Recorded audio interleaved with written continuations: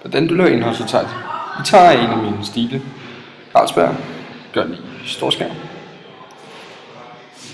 Her har vi så stilen, Carlsberg, virksomhedsøkonomi. Så markerer vi Carlsberg og går over til overskrift 1. Så går vi ned til der, værdikæde, og gør den også til en overskrift. Der.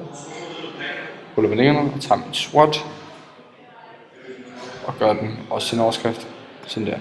Resten af brødteksten markerer vi også, selvfølgelig på nær vores overskrift, så vi til normal, der ja.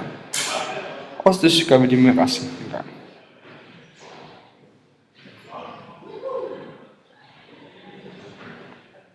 Og det sidste der. Yes.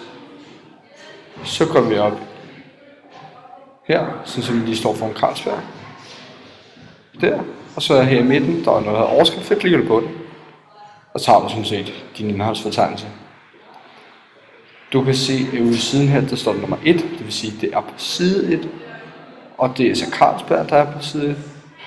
Og det er indholdsfortegnelsen. Det er super nemt, og du kan snit gøre det. Håber det hjælper.